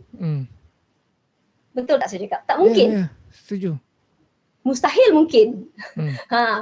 Mustahil you nak bagi. You dah beli hak cipta orang tu. Orang ni tak ada hak langsung terhadap karya tu. Tak ada langsung. Sebab you dah jual hak cipta tu. Itulah pentingnya perkataan hak cipta tu. Dah jual hak cipta, barulah penerbit ini boleh you nak wawar kepada sesiapa pun mengatakan hak cipta adalah milik you. Sebab kita dah jual. Itu. Hak penulis cuma satu je walaupun you dah jual hak cipta. Hanya satu saja, hak moral. Iaitu nama you. Kalau you dah jual hak cipta, nama you orang lain tak boleh ubah. Tetap nama you dekat karya tu. Itu hak moral you. Hak moral penulis yang memang tak akan boleh ubah. Itu setahu saya undang-undang lah. Binti. Tak boleh ubah. Macam ni lah Fauziah binti Ashari. Okey, contoh dijadikan anak angkat pada sekolah. Ashari tu tak boleh ubah. Fauzia tu tak binti Asyari walaupun yang bela tu adalah Ahmad. Saya tak Faham pasti tak ya. saya? Saya faham tapi saya tak pasti Tapi itulah. begitulah keadaannya. Jadi saya Ah, akan research lagi pasal hak moral ni. itu tak boleh buat lah. Nama sajalah, nama penulis tu. Contoh kalau penulis A tu saya, okey, Fauzia Asyari. Jadi dekat buku tu tetap nama saya, tapi hak cipta tu dah milik penerbit lah. Ya, saya tu kalau jual lah. ya. Itu memang tak boleh tukar. Undang-undang tak boleh tukar. Katalah saya bekerja dengan satu syarikat, syarikat goreng pisang nama dia. Dan dia bayar saya gaji, saya menjadi exclusive writer untuk dia. Dan dia minta saya tulis sesuatu. Jadi saya akan tuliskan untuk dia dan segala apa yang saya tulis tu menjadi hak milik dia. Dia bayar saya. Dan nama saya pun tak boleh ada kat sana. Dan kami setuju, maknanya setujulah. Jadi apa yang dia buat Kalau dengan apa yang dia buat tadi tu, dia boleh buat apa saja dia nak. Saya dah dapat apa yang saya nak, iaitu kewangan, dan dia dah sejumlah wang, dan dia boleh ambil saya punya bahan tulisan tadi tu dan letak nama dia pun. Saya rasa Hardy Boys, buku-buku Hardy Boys yang ditulis oleh Dixon, apa nama dia? Franklin Dixon, saya dah lupa, dah lama. Dia kalau tak silap saya, itu bukan original writer dia. Original writer dia orang lain. Tapi apa mereka bayar orang penulis original itu, dia punya exclusive writer, jadi dia bayar gaji, jadi dia boleh buat apa dia nak. Satu lagi Bob Kane contohnya, yang pencipta Batman. Batman tu, watak Batman dan beberapa watak-watak dalam tu bukan ciptaan Bob Kane sebenarnya. Dia dicipta oleh Fred Fingers, nama dia, nama pencipta sebenarnya. Dan Fred Fingers ni meninggal pada tahun 1972, 73, 74 macam tu. Dan dia mati miskin. Sehinggalah beberapa tahun sudah aja keturunan dia mendapat rectify balik keadaan bahawa bapa diorang, Fred Fingers yang merupakan penghasil sebenar Batman. Justru tu, kalau kita tengok balik lewat beberapa tahun kebelakangan ni, Batman punya creator adalah Bob Kane dan Fred Fingers. Jadi untuk tempoh yang lama, dispute dia adalah nama tu. Kalaulah dia exclusive writer, dia mungkin kehilangan nama juga tadi. Jadi yang saya punya isu yang saya tak apa clear sekarang ni adalah moral right tu sendiri saya kena kaji balik. Adakah benar moral right tu termasuklah dengan nama? Itu saya ini saya ini perjanjian lah. Kepada akta tu. Ini saya pegang dululah kepada kata-kata puan. Tetapi pada yang copyright publishing right tadi tu, puan kena gunakan perkataan yang saya rasa betul, yang paling tepat kot, yang memberi lesen kepada syarikat penerbitan atau publisher kan, dalam bahasa Melayu dia, penerbitan kita memberi agreement kita adalah memberi hak untuk sebuah syarikat penerbitan cetak kita punya hasil ciptaan, betul kan? Jadi right dia hanya untuk mencetak tu je lah. Dan nombor dua, berapa tempoh masa dia? Dia mempunyai right untuk cetak tu sepanjang 5 tahun ke 10 tahun ke? Dan selepas pada tempoh tu tamat, kita akan bincang balik, dan malah saya sebagai pencipta akan bincang dengan orang lain pun mungkin, untuk memberi pula mereka this publishing right kepada dia untuk dia cetak.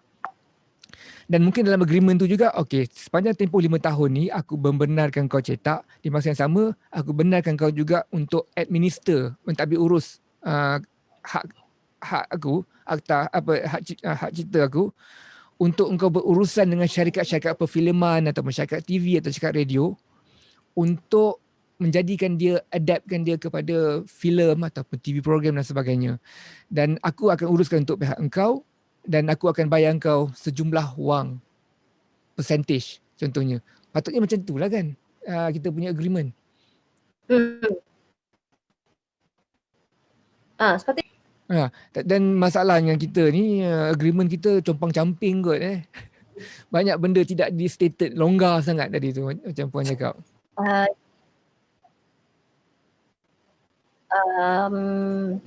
longgar. Ya, Saya rasa majoriti lah, kita tak boleh cakap khusus. Saya percayalah majoriti agreement syarikat penerbitan longgar.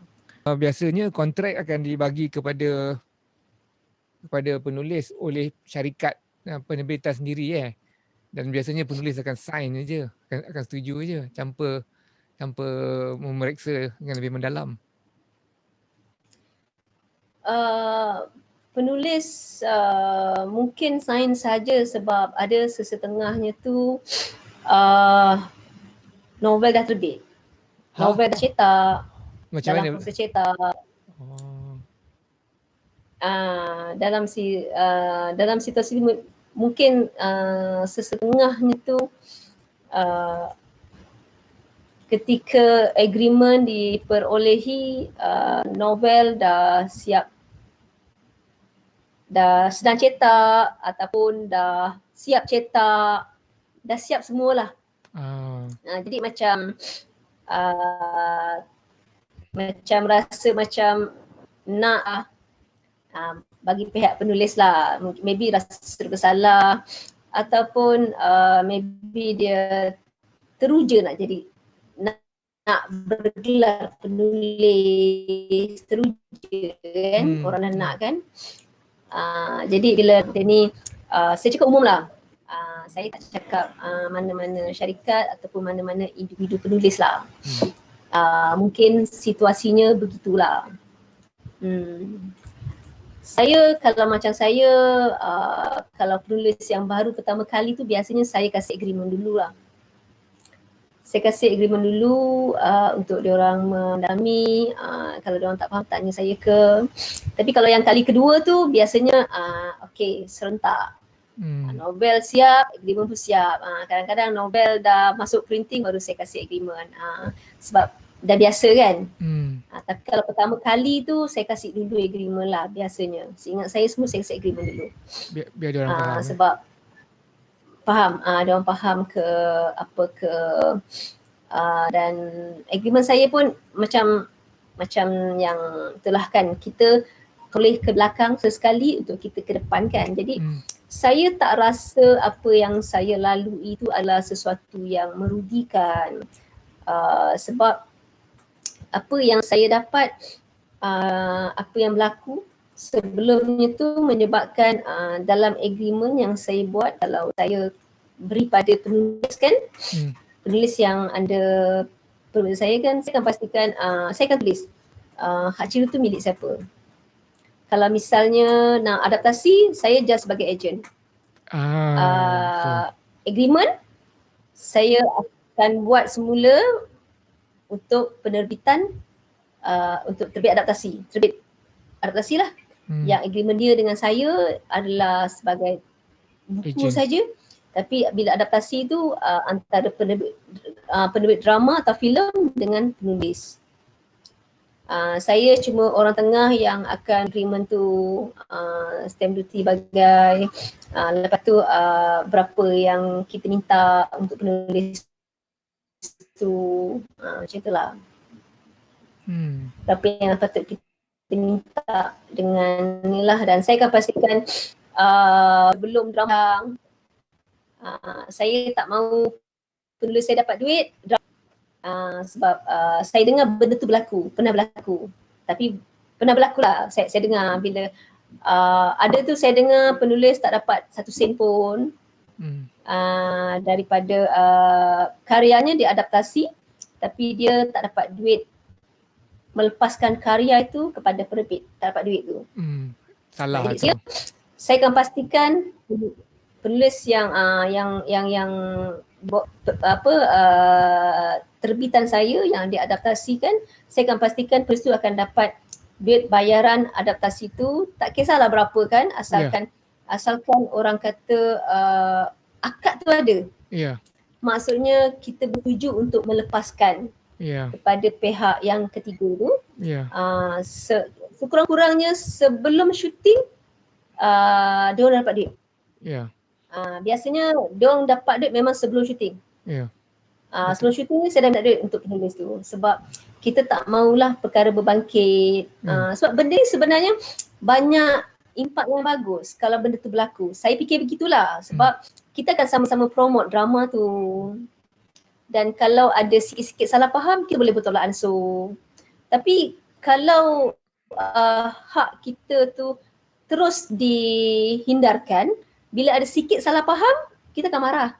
Bila kita marah, kita dah tak peduli engkau siapa. Aku, engkau. Kita akan marah. Tapi kalau kita ada rasa hormat dan kita ada rasa, okay, aku dapat duit dan aku menghasilkan karya orang ini, lalu kita menghormati penulis, kita bayar dia, maka kita akan ada satu sikap tolak ansur yang baik. Dan kita boleh bekerjasama dengan baik untuk next kan.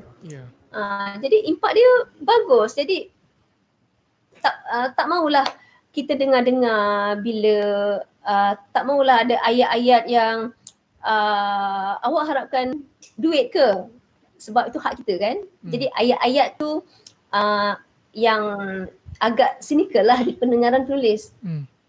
Dan tak sepatutnya ada lah. Jadi kalau dah memang haknya, kita beri. Sebab sesebuah penerbitan drama pun boleh dapat daripada satu drama, 28 episod, 26 episod pun, you boleh dapat 1 juta lebih daripada stesen TV. You bayar pelakon, you bayar kru. So, you nak bagi penulis hanya orang kata drama untuk drama adaptasi misalnya 5,000, takkan berkira kan.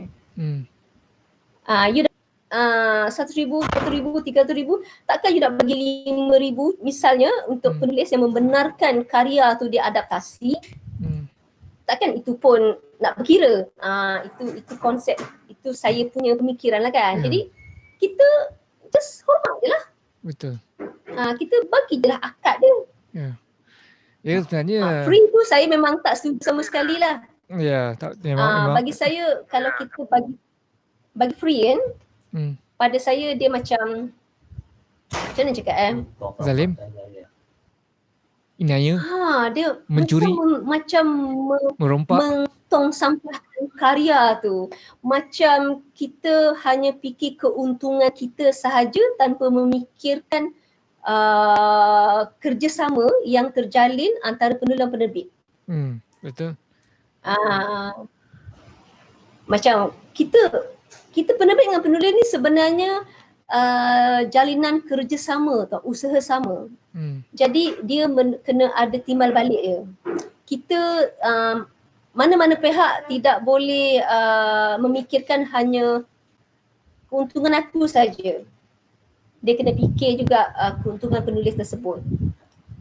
Dan dia tidak boleh fikir penulis cukup dengan royalty. Royalty itu daripada penerbitan buku. Ya, penjualan buku. Tapi bila adaptasi tu, jadi kita, dia lain tu. Jadi kita sama-sama dapat untung. Penulis dapat untung, dapat royalty daripada adaptasi, royaltinya dapat lagi bila karyanya diadaptasi. Penerbit dapat menerbitkan semula buku tersebut, so dia dapat untung. So penerbit drama pun dia dapat duit daripada stesen TV, and then dia dah bagi pada kru, pelakon pun dia ada untung dia. Okay, jadi masing-masing tiga-tiga pihak ni daripada satu karya tu dah ada untung. Tapi hak kita tu milik penulis tu, dia kena ada akad. Dia macam juga kalau penerbit buku dengan penulis, biasanya dia ada bagi deposit juga, royalty. Advance royalty. Royalty untuk permulaan tu sebelum dia adaptasi, dia ada bagi royalty, ada deposit. Macam akad juga kan, ada perjanjian, ada bagi deposit. Okey, dia macam akad pertama dia. Lepas tu royalty berdasarkan pada buku dia. Terjual ke tidak ke kan. Jadi sekarang ni dah tiga-tiga pihak dah ada untung masing-masing nanti. Jadi tapi akad untuk melepaskan karya tu, you kenalah bagi hak tu. Dan betul. Pada saya sesebuah penerbit buku tu tak boleh bagi free. Dan pada saya penulis tu dia boleh halang. Betul. Boleh halang selagi tak bayar akad tu, saya tak benarkan karya tu dia adaptasi. Kena berani, you kena halang. Dan Itu moral right dia. You kena, dia macam ni, you memang, kita sebagai penerbit memang kita nak untung, siapa-siapa pun, saya pun nak untung kan, macam itulah saya sebagai penerbit kan, tapi kena seimbang. Betul. Kena seimbang, kita beri pada yang hak, maksud saya macam itulah. Ya, betul. Saya rasa kegagalan banyak pihak untuk melihat saya bahawa tak dengar suara saya rasa kegagalan banyak pihak ialah untuk menyedari dan menerima hakikat bahawa sesuatu hasil ciptaan tu milik seseorang.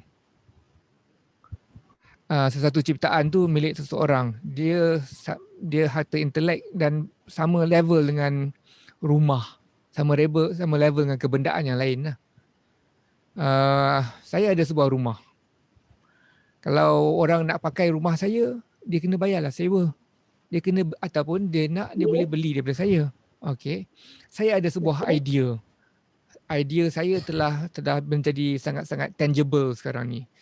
Idea saya daripada otak saya telah saya transferkan ke dalam bentuk buku, ke dalam bentuk ke atas kertas, ke atas video ataupun ke atas rekaman.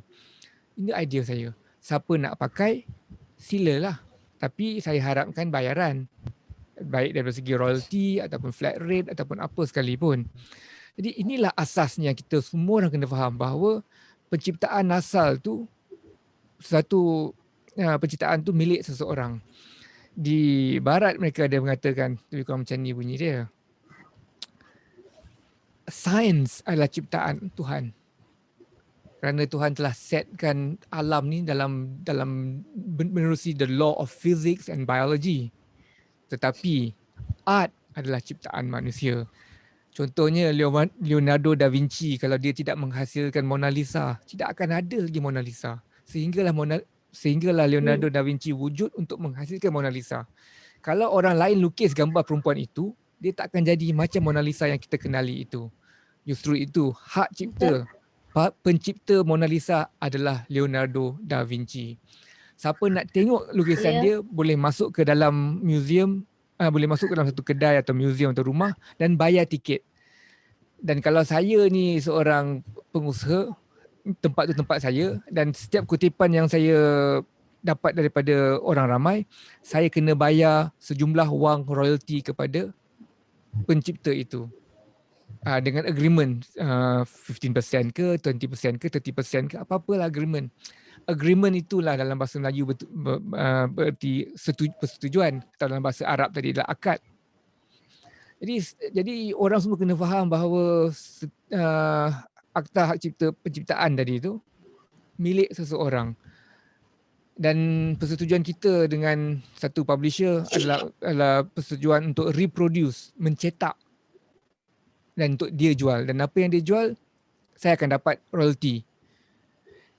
Lepas tu bila kononnya nanti kalau buat filem nanti buku ni akan terjual. Itu bab lain kan?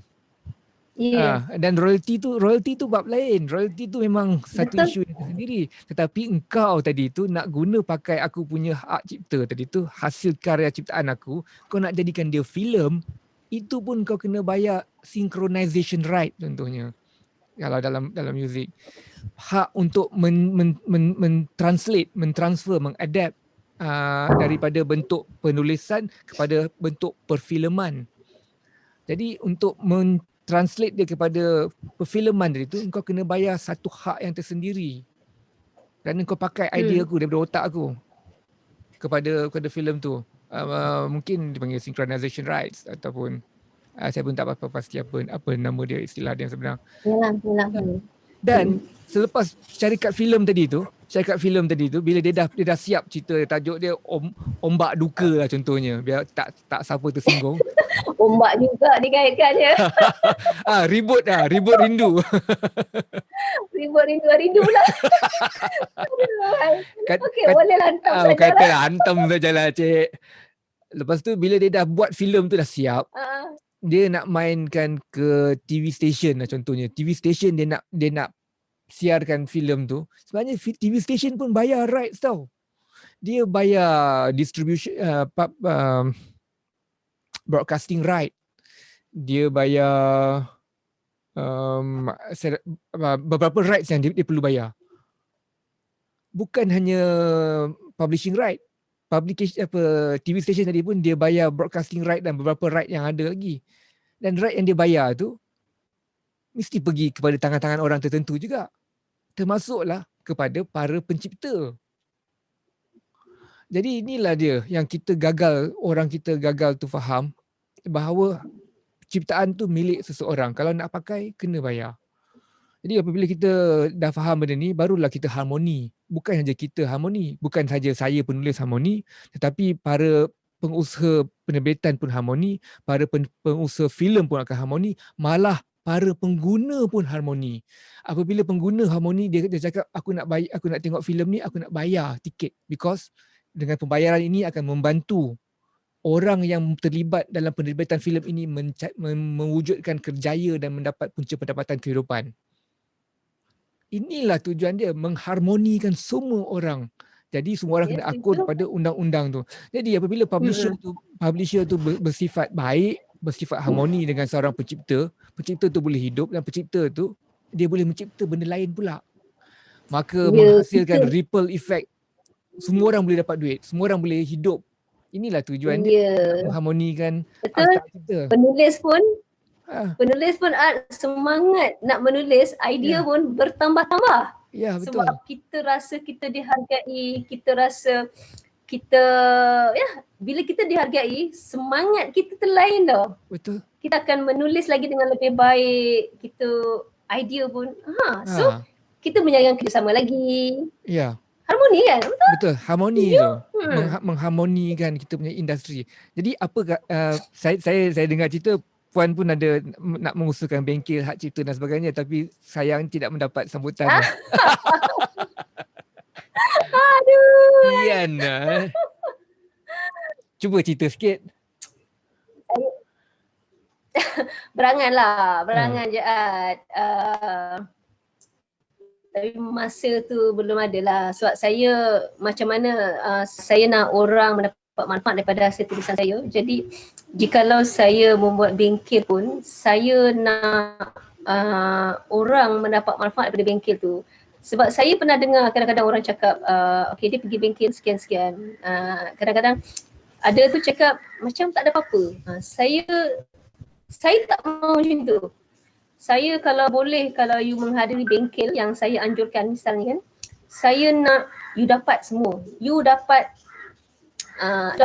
you tahu tentang hak cipta, you tahu penggunaan BM, sekurang-kurangnya asas. You kena tahu. Apabila pengunjung datang, para hadirin seminar datang dan dia rasa macam dia tak dapat apa-apa daripada seminar tu, dan Puan harap bahawa kalau hadir kepada Puan punya seminar akan dapat manfaat. Hadirin akan mendapat pengetahuan tadi kat situ tadi. Dia dapat sesuatu yang memang betul-betul berguna. Yang berguna tu yang paling tu saya rasa hak dia lah.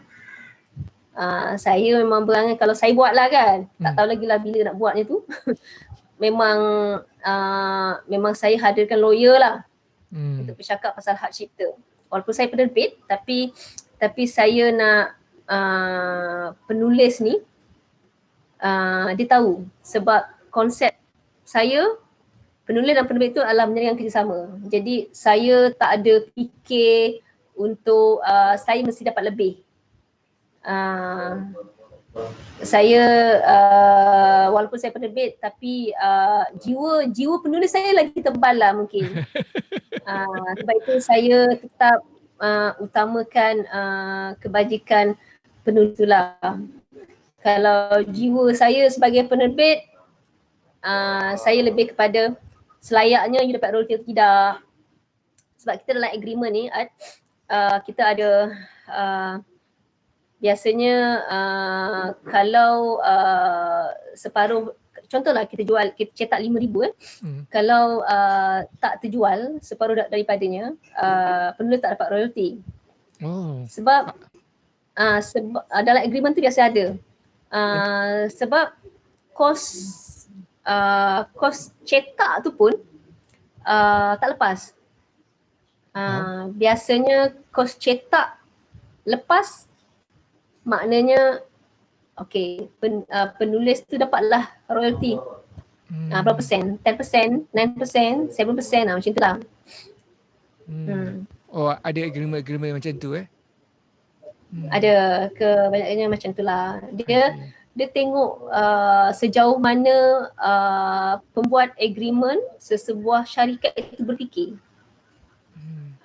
Ada sesebuah syarikat maybe dia tak terfikir benda tu. Bila dia tak terfikir benda tu, maknanya kalau you cetak 1,000, you terjual 200, contoh 200, you punya kos cetak pun tak lepas lagi tau. Tapi you mesti bayar penulis yang untuk 200 naskah tu.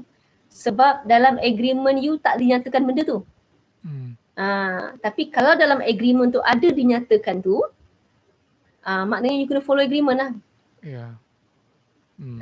Kalau kata lebih daripada separuh, kalau you cetak 1,000 contohnya, you dah terjual 500, 600, maksudnya dah lebih separuh kan. Penulis tu memang layaklah dapat royalty untuk sales dia semua tu. Biasanya agreement dengan penulis ni dia ada tempoh masa berapa lama? Ada. Dia terpulang kepada sebuah syarikat. Maybe 5 tahun, maybe 10 tahun, maybe 15 tahun. Dia terpulang lah. I see. Macam mana keadaan industri novel penulisan sekarang ni? Bisnes sekarang macam mana?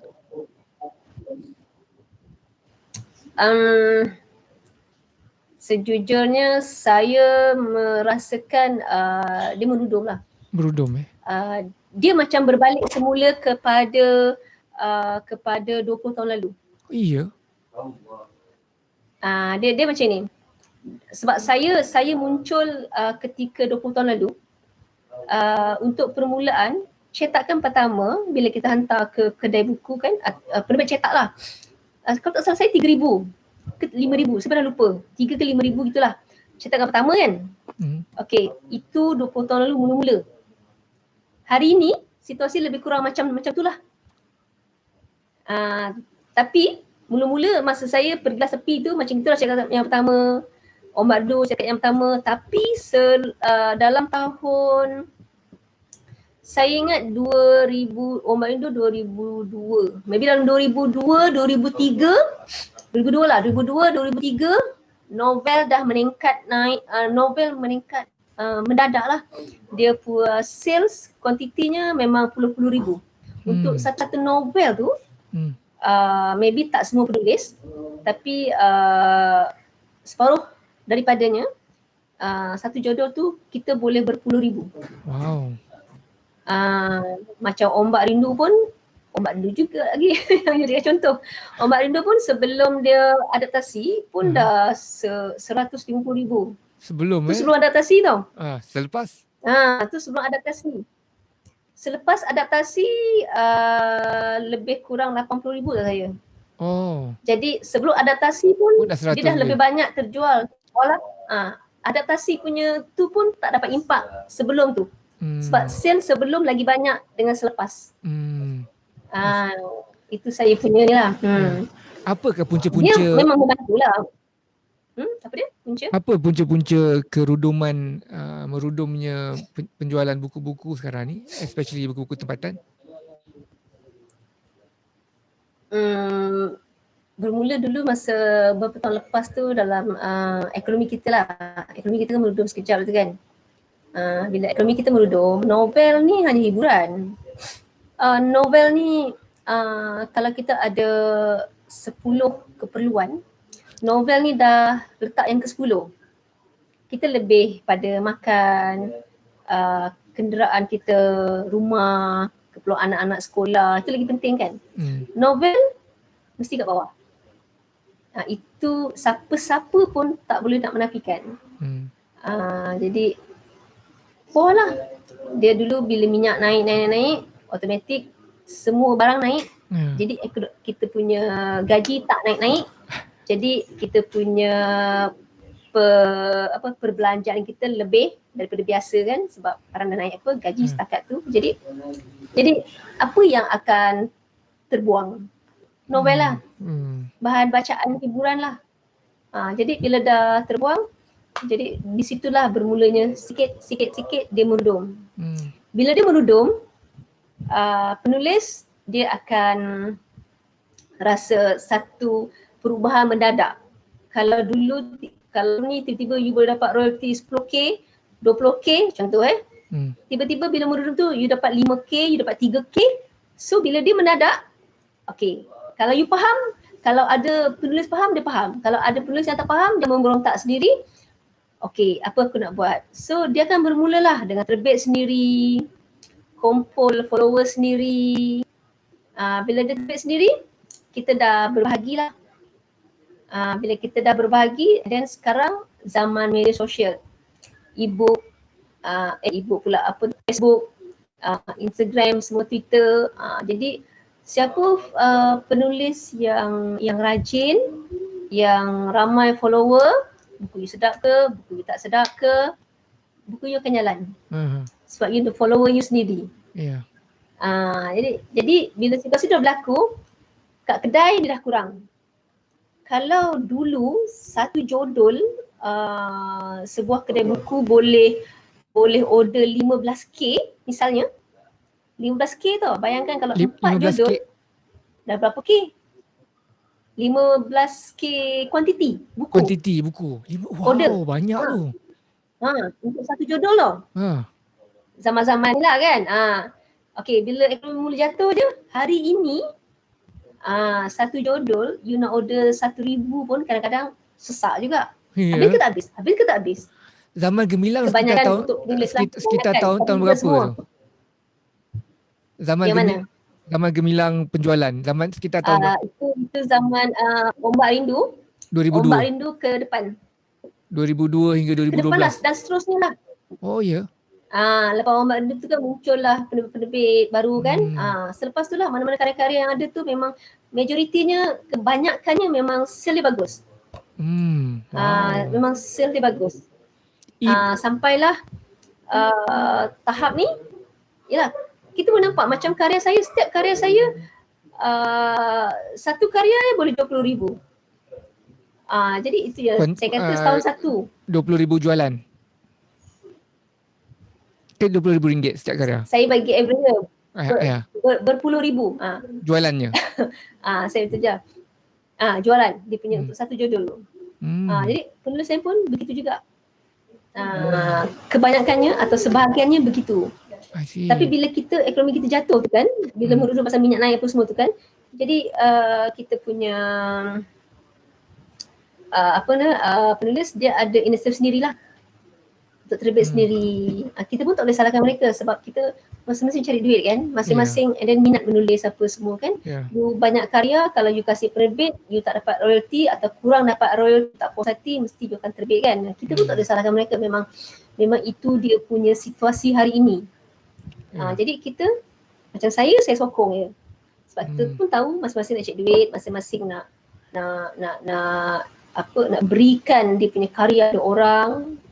Dia orang dah tak kisah berapa kuantiti yang baca, berapa orang yang baca, tapi dia dapat memberikan karya mereka lah untuk peminat mereka lah. E-book macam mana? Bagus ke kat Malaysia ni buku-buku tempatan? E-book pada saya masih, kalau untuk satu-satu jodol tu, kalau buku kan, pada saya masih lagi 10% lah. Oh, 10% juga Lebih kurang 10% daripada buku lah. Membaca e-book, 10% daripada baca buku. Ini saya ini berdasarkan kepada satu jodol sajalah. Saya ambil berdasarkan kepada satu jodol, saya tak tengok semua lah kan. E-book, Puan punya syarikat publishing menerbitkan e-book juga? Apa dia? Puan punya publishing pun mengeluarkan e-book juga menerusi e-book juga? Ya, betul. Okey, tadi Puan nak cakap apa ni? Berdasarkan kepada ada satu karya adaptasi kan. Saya tahu, saya sebagai penerbit, saya tahu berapa ribu saya dah cetak karya tu. And then saya tengok pula jualan e-book berdasarkan pada karya itu. Masa tu novel tu adaptasi, so tengah top, hangat. Jadi jualan buku, jualan e-book. Berapa buku terjual, berapa e-book terjual, saya nampak kat situ lah. I see. So saya masih anggap pembaca e-book 10%. Aha. 10% daripada pembaca buku. Dia ada pembaca dia tapi hanya 10%. Itu saya punya inilah. Saya punya rumusan saya lah. I see. Berdasarkan satu judul tu dengan iklan yang meluas. Sebab bila adaptasi iklan yang meluas kan. Begitulah. Okay Puan, thank you so much. Terima kasih. Semoga berjumpa lagi. Okay, sama-sama. Okay, InsyaAllah. Okay, Assalamualaikum. Assalamualaikum. Okay, Waalaikumsalam.